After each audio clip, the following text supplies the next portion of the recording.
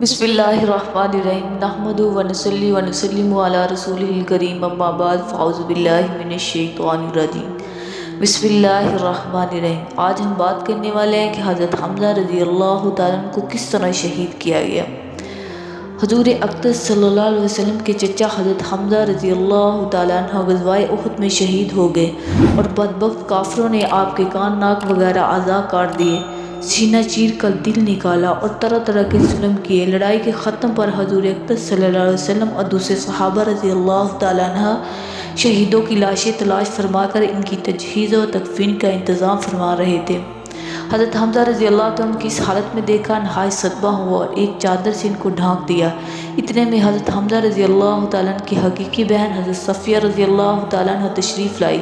اپنے بھائی کی حالت کو دیکھیں، حضور صلی اللہ علیہ وسلم نے اس خیال سے کہ آخر عورت ہے، ایسے ظالموں کو دیکھنے کا تحمل مشکل ہو گیا۔ ان کی صاحبزادی حضرت زبیر رضی اللہ تعالیٰ عنہ سے ارشاد فرمایا، اپنی والدہ کو دیکھنے سے منع کرو۔ انہوں نے والدہ سے عرض کیا، حضور صلی اللہ علیہ وسلم نے دیکھنے کو منع فرما دیا۔ انہوں نے کہا، میں نے یہ سنا ہے کہ میرے بھائی کے کان ناک وغیرہ کاٹ دیے گئے ہیں۔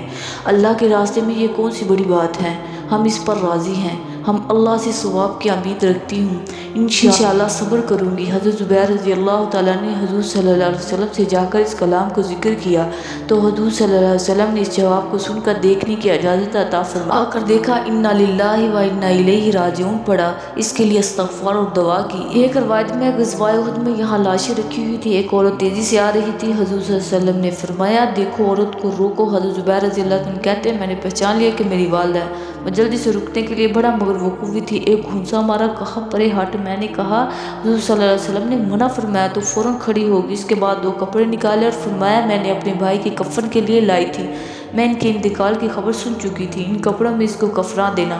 ہم لوگ وہ کپڑے لے کر حضرت حمزہ رضی اللہ عنہ کو کفنانے لگے تو برابر میں ایک انصاری شہید پڑے ہوئے تھے جس کا نام سہیل رضی اللہ تعالیٰ عنہ تھا۔ ان کا بھی کفار نے ایسا ہی حال کر رکھا تھا جیسے حضرت حمزہ رضی اللہ عنہ کو کیا تھا۔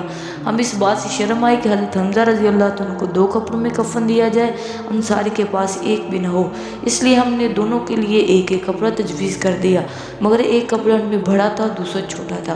ہم نے قرعہ ڈالا کہ قرعے میں جو کپڑا جن کے حصے میں آیا کے کفن میں لگا دیا۔ قرعے میں بڑا کپڑا حضرت سہیل رضی اللہ عنہ کے حصے میں آیا اور چھوٹا حضرت حمزہ رضی اللہ عنہ کے حصے میں آیا، جو ان کے قد سے بھی کم تھا۔ اگر سر کو ڈھانک دیا جاتا تو پاؤں کھل جاتے، اگر پاؤں کو ڈھانک دیا جاتا تو سر کھل جاتا۔ حضور صلی اللہ علیہ وسلم نے ارشاد فرمایا، سر کو کپڑے سے ڈھانک دو اور پاؤں پر پتے وغیرہ ڈال دو۔ اللہ تعالیٰ ہمیں بھی صحابہ جیسا عشق نصیب فرمائے، آمین ثم آمین۔